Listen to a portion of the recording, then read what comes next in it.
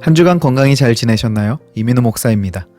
벌써 10월의 마지막 날입니다. 특별히 오늘은 503주년 종교개혁 기념일입니다.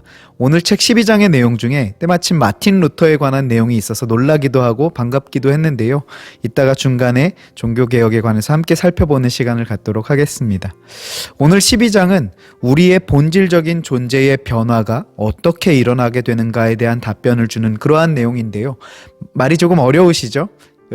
조금 더 쉽게 표현을 드리자면 죄인의 신분인 내가 어떻게 복음을 믿는 신자가 될 수 있는가 하는 것에 대한 답변을 주는 그러한 본문의 내용입니다.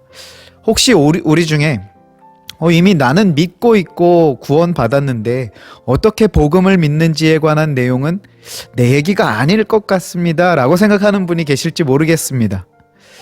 제가 서두에 혹시나 하는 마음에 이것을 언급하는 이유가 무엇인가 하면요, 분명 오늘 내용은 믿음이 없던 자가 어떻게 믿게 되는가에 관한 내용이 주를 이루기는 합니다.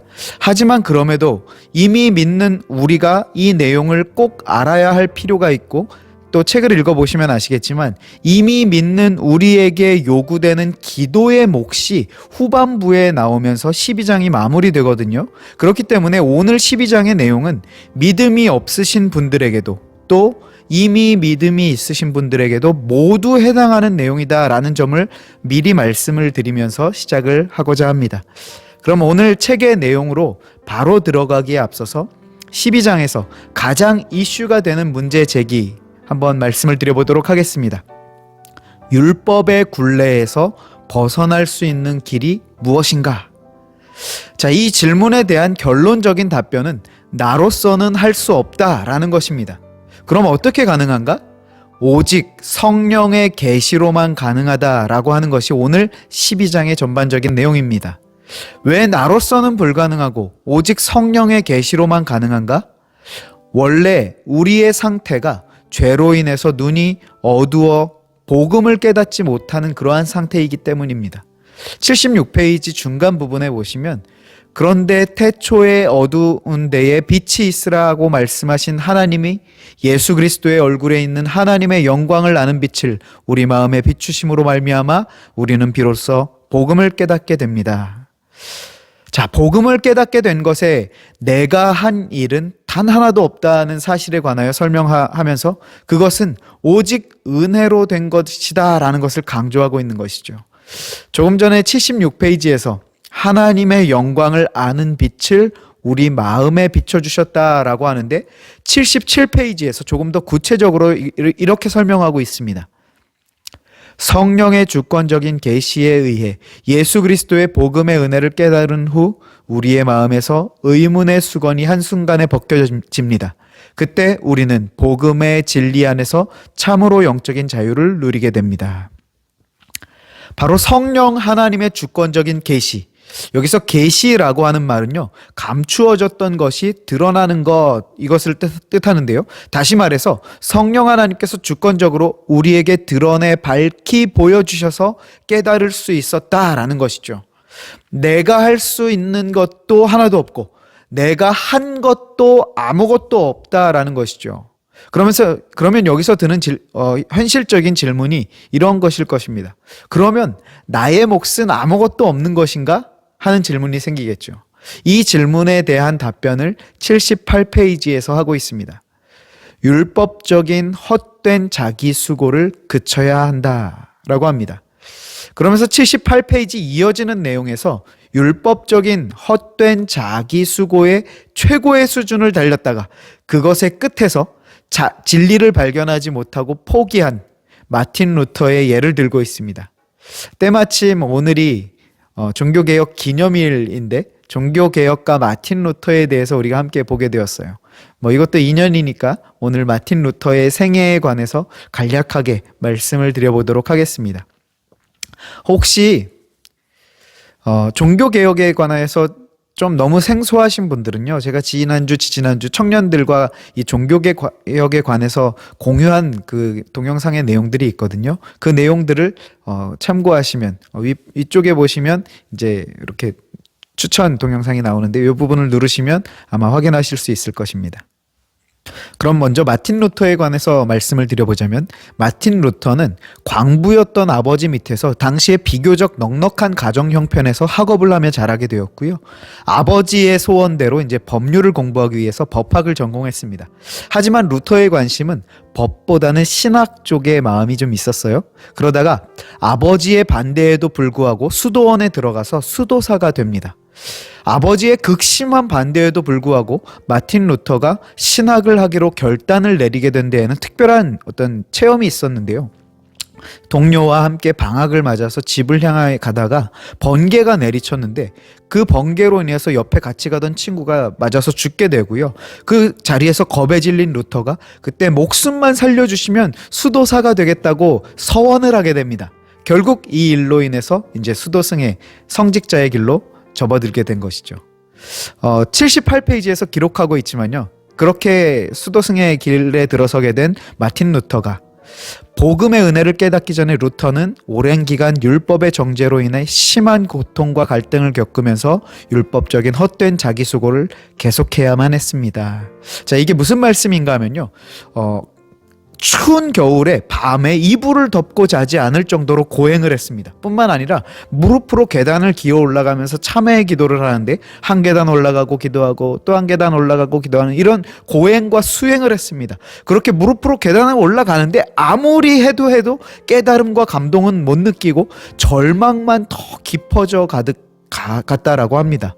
그렇게 고행과 극기로 수행을 하던 중에 이전에 묵상했었던 인상 깊었던 성경 구절이 이 로마서 17장 말씀인 1장 17절의 말씀인데, 이 말씀이 가슴에 밝은 빛으로 다가옴을 체험하게 됩니다. 복음에는 하나님의 의가 나타나서 믿음으로 믿음에 이르게 하나니 기록된 바 오직 의인은 믿음으로 말미암아 살리라 함과 같으니라. 아멘. 성령의 계시로 복음을 깨닫게 된 루터는 훗날 종교개혁의 시발점이 된 당시의 카톨릭의 부패와 부조리에 대하여 기록했던 95개조 반박문을 이제 게시하게 되죠. 바로 이 95개조 반박문을 게시한 날이 지금으로부터 503년 전인 1517년 10월 31일이었던 것입니다. 혹시 오늘 우리 가운데 이처럼 극기와 고행으로 복음을 깨닫고 은혜 받기 위해 애쓰시는 분들이 계십니까? 어쩌면 오히려 요즘은 그런 극기조차도 사라진 시대가 되어버린 것 같습니다. 헛된 자기 수고가 없어진 것은 감사할 일이지만 어쩌면 우리 마음 안에서 이 복음을 깨닫기를 소원하는 열정마저 사라진 것 같은 그러한 기분입니다. 어찌되었든 루터는 그렇게 자기 고행과 헛된 자기 수고의 열심으로 나아가던 자리에서 성령 하나님의 조명하심으로 깨닫고 그 헛된 수고를 은혜로 끝내고 주님께로 나아가게 될 수 있었던 것이죠. 루터의 이 회심의 예를 통해서 선명하게 우리가 오늘 이 시간 비춰볼 수 있는데요, 죄로 인해 영적으로 장님처럼 되어버린 우리가 복음을 깨달을 수 있는 유일한 길은 오직 성령 하나님의 계시를 통해서만 가능하다라는 사실입니다. 내가 무엇인가를 해보려고 하는 자리로부터 두 손 두 발 다 들고 주님 앞에 그저 불쌍히 여기심을 바라고 구하며 나아올 때, 바로 그때 사랑이 많으신 우리 하나님 아버지께서 깨닫게 하시고 알게 하십니다. 비로소 그때 우리는 참된 그리스도, 진정한 그리스도인이 될 수 있는 것이죠. 그리고 그렇게 은혜로 말미암아 그리스도인이 된 자들은 이후에 어떻게 살게 되는가? 이전에 나와 같이 헛된 자기 수고로 애쓰던 자들을 위해 지속적으로 성령의 기름 부으심이 있기를 기도로 구하며 나아가야 한다라고 78페이지에서 언급하면서요, 이어지는 79페이지에 보시면 사도 바울의 기도문을 소개하고 있는데 그 내용이 바로 그렇습니다. 다메섹에서 예수님을 만나 복음을 깨닫게 된 사도 바울이 이전에 자신과 같은 처지에 있는 자들을 향한 기도를 끊임없이 하고 있는 간구의 그 기도의 제목들이었습니다. 그런데 거기에 나오는 에베소서 1장, 3장, 골로새서 1장의 이 성경 본문을 보시면요, 공통적으로 간구하는 것이 하나님께서 그들의 눈을 밝혀주시고 깨닫게 해주시기를, 알게 해주시기를 간구한다라는 것입니다. 이것을 맛본 바울은 우리가 할 수 있는 일은 그저 성령 하나님께 도우심을 구하는 일뿐이고, 그것을 행하시는 분은 하나님이시고 그분의 주권적인 섭리에 의해서 일하신다라는 것을 기억하며 그저 잠잠히 기다리는 것뿐이라는 사실을 안 것이죠. 그러면서 마지막 80페이지에는 오늘 우리의 기도를 점검해 보라고 주문합니다. 나의 기도의 내용들이 육신의 필요만을 위해 기도한다고 한다면 그것은 우리의 기도를 낭비하고 있다라고 표현하고 있어요. 그럼 우리 오늘 영상을 마무리하시면서 나의 기도의 제목을 한번 정직하게 점검해 보는 시간을 가져보면 어떨까요? 정직하게 한번 지금 나의 기도의 제목을 적어 보셨으면 좋겠어요.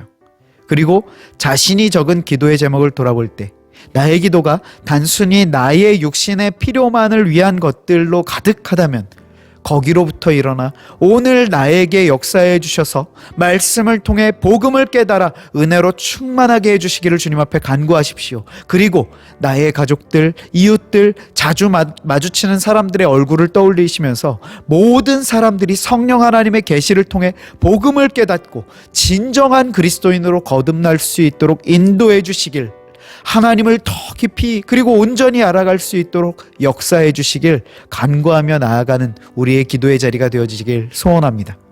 우리의 기도의 내용들마저 하나님의 뜻으로 충만하여 하나님과 기도를 통해서도 호흡하고 교제하는 우리 모두가 되시길 주님의 말씀으로 축복합니다.